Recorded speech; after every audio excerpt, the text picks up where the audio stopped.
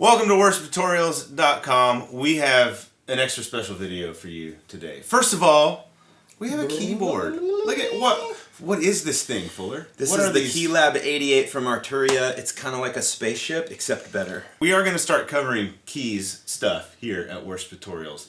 Before we get into like how to play songs and all this stuff, Fuller and I wanted to give you something that we think is critically important. This is actually something that I think churches encounter every week. Whether or not they execute this well, you have an opportunity to do this every single week. This is the art of live underscoring. The art of live That's what it is. I mean, title. I think everywhere you go in life should have an underscore, but unfortunately we don't have keyboards everywhere we go. Fuller is like a movie scoring I guy. love scoring stuff, but the live underscore is, we talk about transitions a lot. The most important weapon in your arsenal for transitions is your keyboardist. Yeah. And your keyboard rig and your keyboard setup. Yes. It is far beyond any other instrument as far as its capability to create an environment, to create an atmosphere. Yes. And it's easier to do than people think. Yeah. And today we are going to give you all of our secrets for free. All of his secrets. All of the things I've developed by basically butchering things over the last 10 years.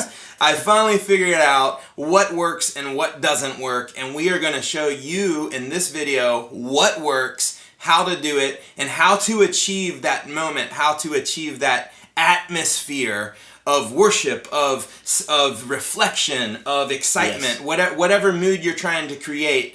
The keyboard is the way to do it, and it's not as hard as you think. The key to live underscoring is keep the focus and the attention on the person talking. You don't want to draw attention to the music. So I'm going to give you an example of how less is more. And one thing you got to know is sound is everything.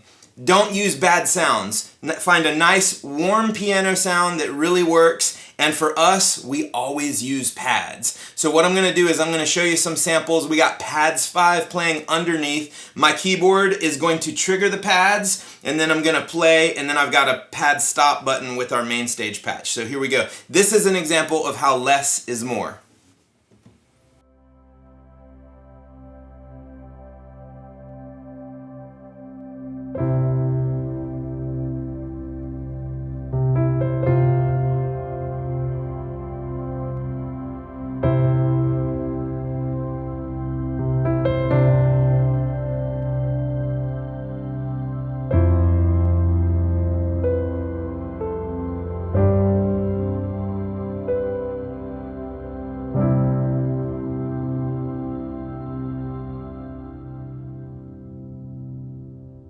Okay, the second really critical tip is keep your chords diatonic. Okay, what does that mean? In the scale. Right now, everything I'm showing you is in the key of C major, which happens to be all of the white keys. Okay, by doing this, you're basically, any white key you play is going to be diatonic, meaning it's in the key signature. Because if you get a tendency to get funky or flashy and do some jazzy chords or something like that, trust me, it's going to ruin the moment, or it's going to pull the attention away from the person talking, which is not good. So keep the chords simple, and I want to recommend 3 to 4 chords is all you need.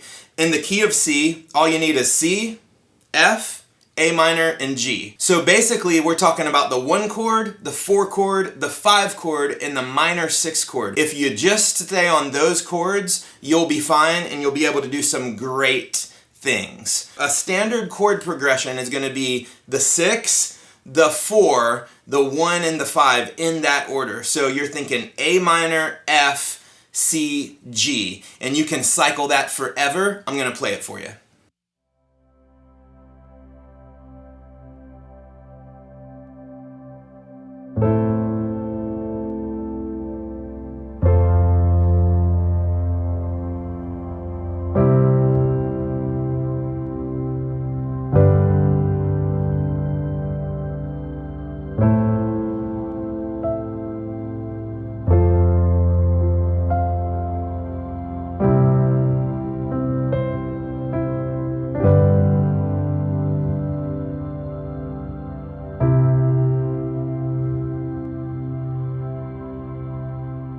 So keep in mind that most of you, when you're underscoring live, you are actually going to be on stage, either behind your pastor or whoever's talking, your campus pastor, someone doing a welcome. And so you also got to remember, you're not behind a curtain, so you're out there. So you've got to be performing. You've got to be smiling. I think it's really distracting when someone comes out and looks like they're kind of in their own little world and they don't realize hundreds of people are looking at them. So again, physical presence is important. Smile, look engaged. General rule of thumb, look at the back of the head of the person talking, because again, everything you do, your body language and your playing, needs to push people's attention to what is being said. Another tip, I've seen this a lot, the keyboardist comes out when the pastor says, okay, I'm going to finish this verse, and when I do, you come out and start playing.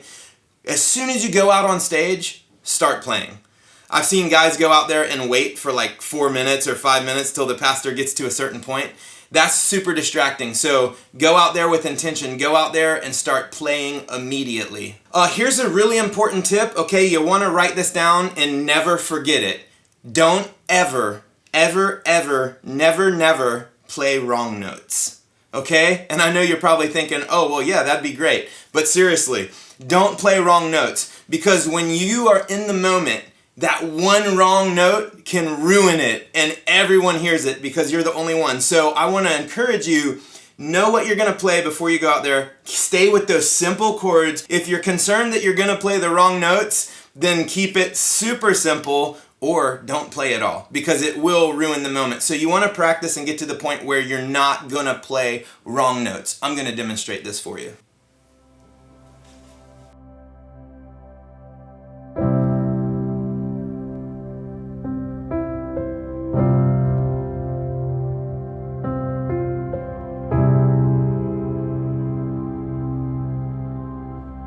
Get off the stage! Okay, so let's talk about the chords and what they do, because you are going to be trying to create emotions, okay? The beautiful things about when you have pads playing underneath of you, it gives you a lot of extra space to let it breathe.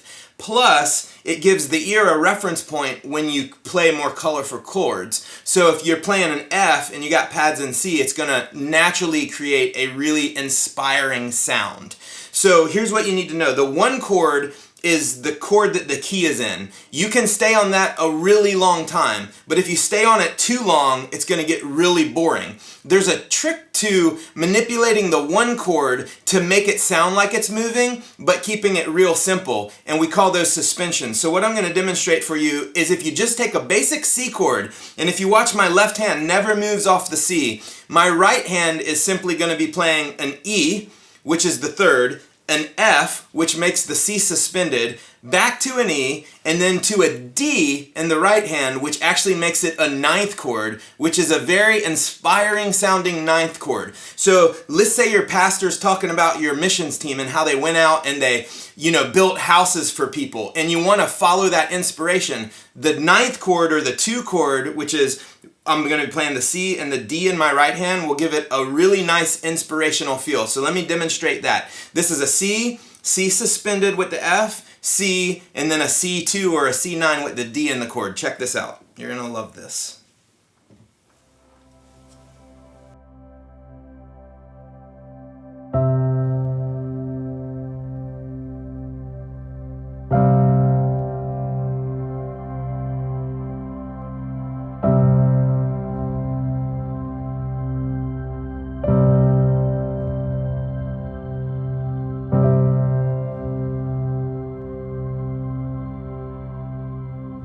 When you find yourself on the one chord and you're thinking, this is getting old, this is getting boring, where do I go? There's 2 places you can go. You can go to the 4 chord, which will make it feel uplifting. You can go to the 6 minor chord, which will completely make it more somber. And I'm going to demonstrate those 2 for you. The first progression is going to be C to the F and then back to the C, and that'll have kind of an inspiring lift. And I'm actually going to keep the C in the bass note, so it'll create a drone inversion. And then the second example, I'm going to go from C to an A minor, and you'll see how this changes the feel.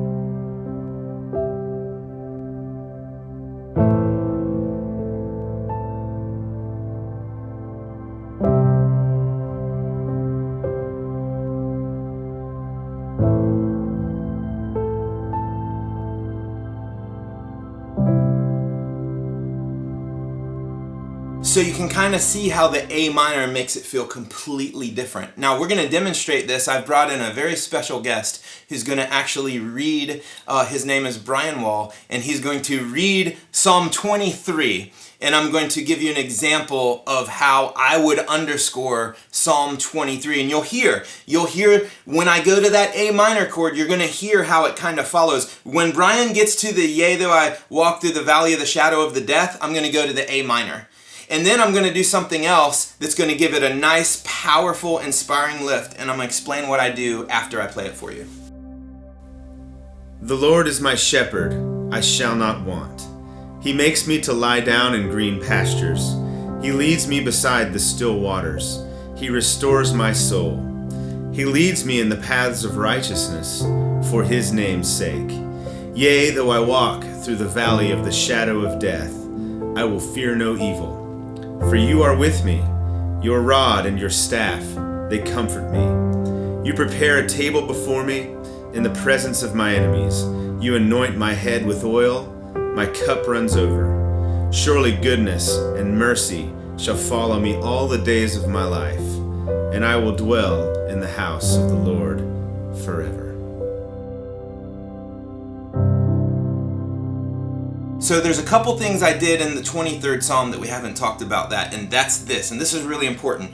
I threw the 5 chord in there while Brian was saying, yea, though I walk through the valley of the shadow of death, I will fear no evil, for thy rod and thy staff, they comfort me. And so you see this imagery of comfort and God's power. That's when you want to take it to a super inspiring level. And that's where the 5 suspended chord comes in. So when we're in the key of C major, we play that G sus chord, which is a G with a C in it instead of the B. So you got G, C, and then D, and then you resolve that to the G chord, G, B, and D, and it just gives you this powerful moment of resolve, and that always wants to take you back either to the 1 chord or the 6 chord. And here's the thing, if you go to the 6 chord, it's always going to recycle the progression. So no matter what you're playing, as soon as you go to the A minor, it's going to allow you basically to start over and go anywhere else you want because it kind of takes a turn. The classical world calls it a deceptive cadence. Your ear thinks it's over, but then it's deceptive. There's more to it. The 4 chord, you can always go to the 4 chord.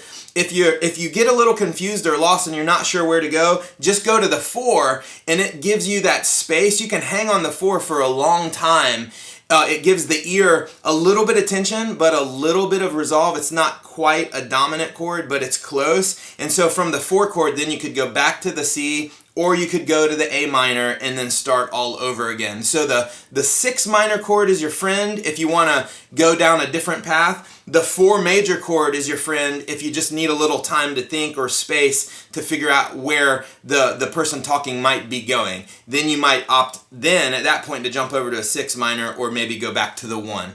But remember that suspended 5, use it sparingly because every time you go to that 5 chord, it's punctuating the thing that's being said. So you want to save that for the moment where you really feel like you want to articulate that point that the person's talking about. It's a great time as a person is wrapping up or making a point or casting vision. It's a really powerful chord to do that with. Sometimes you might be playing under something that's a little bit lighter or more inspiring and more uplifting. And one of the tricks you can do with that is you can go up the octave a little bit. Now, most of the time with live underscoring, you're going to want to stay in the middle of the keyboard. But there are times if you go up to the higher octave, it adds almost like a childlike gentleness to it. And so we're going to show you how to do that as the Right Reverend Brian Wall reads from the classic poem, Good Night Moon.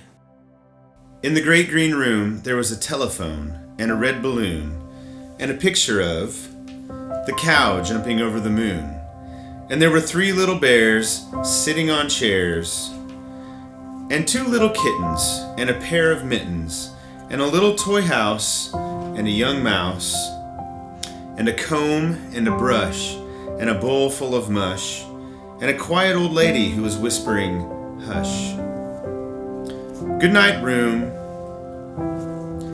Good night, moon. Good night, cow jumping over the moon. Good night, light and the red balloon. Good night, bears. good night chairs, good night kittens, and good night mittens. Good night clocks and good night socks. Good night little house and good night mouse. Good night comb and good night brush. Good night nobody.